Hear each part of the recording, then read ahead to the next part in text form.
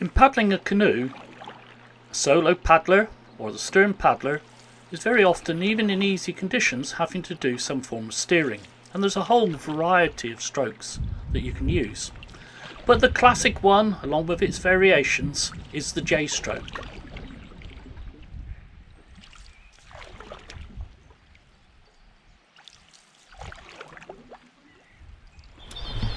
So there are two major families of strokes that we use to steer the canoe.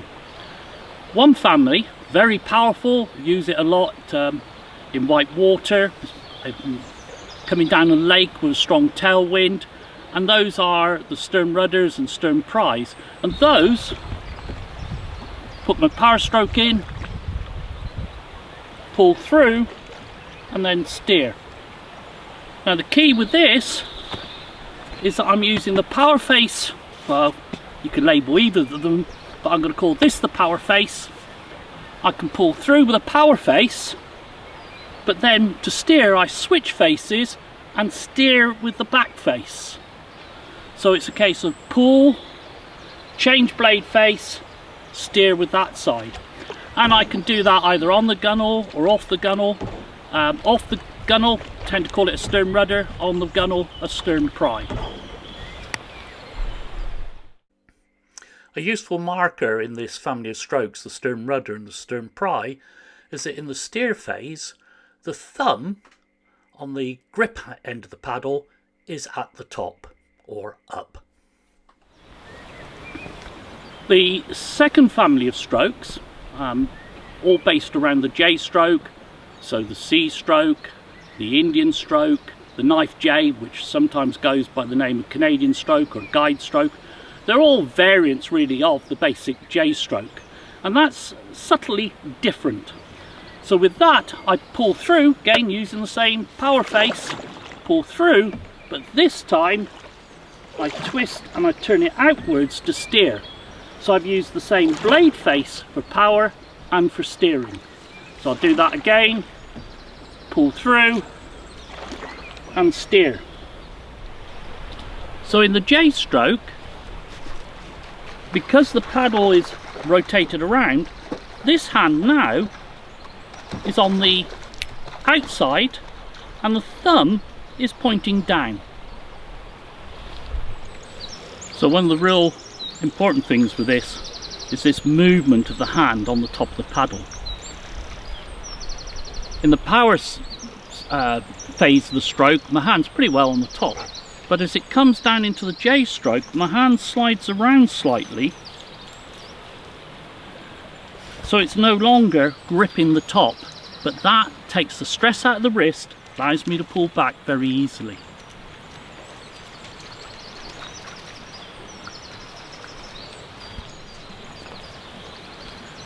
I can do the same with the T-grip, so the hand's on the top for the power element, but as I come into the steer, my hand moves round quite subtly onto that face. It means I've actually loosened the grip with the fingers, again removing the stress. Problem with that stress is if you don't get that movement, then as you come into that, some people end up with this really awkward hand position. It's not very strong, not very useful, but it's a solution to removing the stress, so you really have to learn to allow that hand to slide round slightly. So what makes life a lot easier is your position in the boat. Sometimes I will sit, and I'll look at that in a moment, but the majority of the time when I'm solo or it's white water or it's windy, I'm going to be kneeling, and we've got a number of options here. Because I'm in this boat solo and it's a small tandem boat, I'm actually can paddle it back to front, which is the traditional way with the load up in front of me. And I'm using the bow seat in reverse. If I want stability, I keep my knees nice and wide. If I want to make my life easier, so I can reach over this side to get a more vertical stroke or for steering, then I can move my knees across. The boat heels over, becomes more manoeuvrable, but it's much easier to get a good quality power stroke, hands across the side of the boat, much easier to do my J. And to add a little bit to that, if I can actually tilt my hips and knees so they're facing here, it becomes even easier.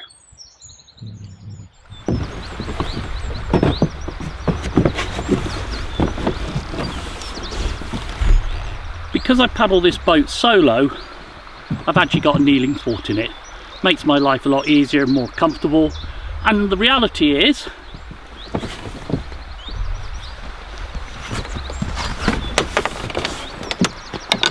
I would normally use some padding, and that could either be knee pads or a pad like this on the bottom of the boat. But this allows me to move around, be angled so my hips face the direction I'm going to paddle on, and everything is a bit easier. So if I'm on the rear seat, again I can put that little bit of slant into the body, make life easier. But also what I'll do quite often when I'm paddling tandem, and I would generally only use this seat when I'm paddling tandem, then I can sit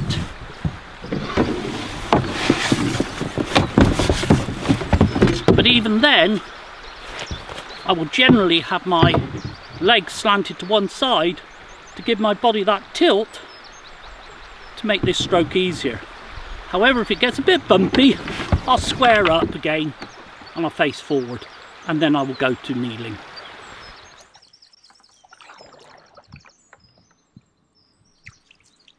These are nice easy conditions to practice the J stroke in. Each of my power strokes will push the nose slightly to the left. You can see it just pushing away there.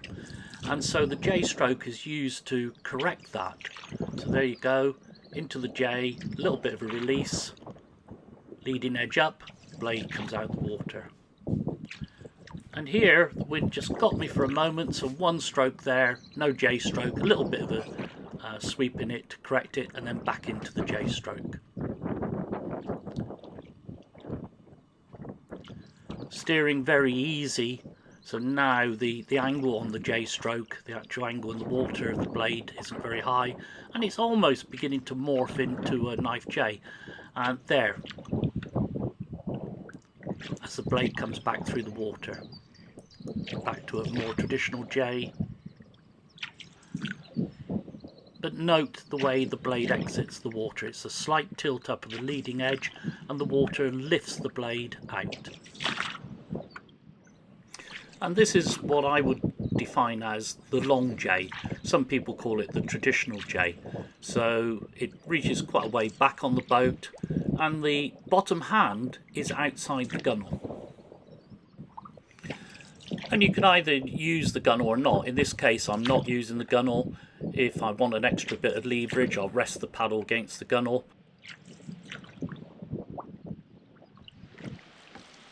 So here is quite a long J stroke, reaching backwards because it's the very first stroke of the sequence. But I've got the boat going now, and in this case I'm using the shortened version, what I would call the short J, and coming off the gunwales, hence the whipping on my paddle to protect it. This means I can get up a faster cadence, get more strokes in. Saw one just missed there because I didn't need it. You don't always need to start with a J stroke, you can start with a stern rudder. Here with a couple quick stern prys to get the boat accelerated, and then into some very quick short J's, really fast cadence to try and pick up some real speed. Now, you may do this to make a quick move on a river, out of an eddy or in a rapid. You may use it to chew into a wind. And I'll cover strokes like the stern pry in future videos.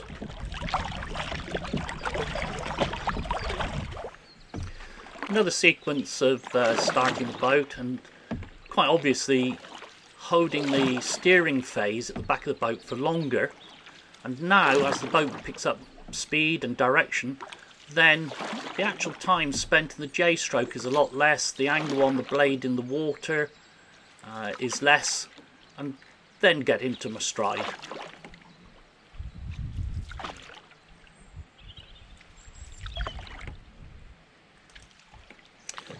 Back to the plastic paddle, and here I'm demonstrating putting the blade right up on its edge, stroke after stroke. Now I may do that for one or two strokes to get the boat going, but then I'll drop that angle off. If you continue to press on that angle, there's a lot of stress on the wrist.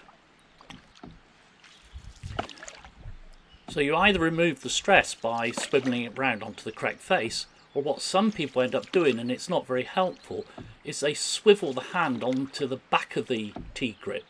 And that's very weak, it doesn't help you, it removes the stress, but it makes for a very weak stroke. So try to keep that hand on this face. Another common mistake while learning is to do your J-stroke, but instead of tilting the blade to get the blade out of the water, you actually lift the blade out at the back, a bit like throwing up into the air like a propeller blade. It's not very useful, it's stressful on the hand, on the arm, so well worth getting into the habit of just tilting the blade to take it out of the water. The water does the work for you, and it's then back on its way forward.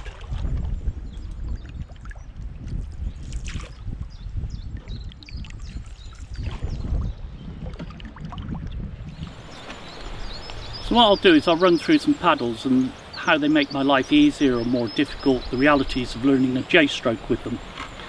So this is a fairly cheap plastic paddle, great for a spare, if cash is a bit short, great for bashing off of rocks, T-grip at the top, and we'll talk about that in a little more detail.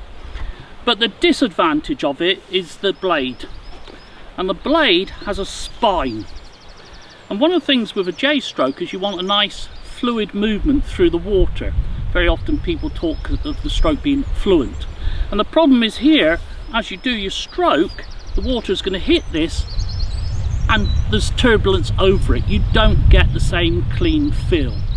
So I tend to avoid a paddle like this for teaching people how to do the J-stroke. Right, go on. Go on. So here's another plastic paddle. This one's actually an Ainsworth T-grip again, but there's a real difference now. The blade face is clean, so as a second paddle, or if you're on a bit of a budget, something that's got a clean face like this is going to actually give you a much better feel within the water. So here's one of my favourite blades to work with to teach a J-stroke, and this is an Ottertail. Long, thin, tapering blade, very subtle in the water. The flow of the water across it is going to be really smooth, and at the far end of it, this particular grip, some people said it's a Northwoods grip, but it's very traditional, and I can easily go from a hand grip there, and in the J-stroke it allows my hand to slide round just very subtly, very slightly, to remove all the pressure within the wrist. So my final two paddles are beaver tails. They're much wider down here at the tip, and the idea is with these, great for steering when you've got to do some abrupt steering, great for power, because when you drop it into the water, immediately you're getting a lot of blade engaged. Really nice still because it's a smooth blade face, it's wood, really like that.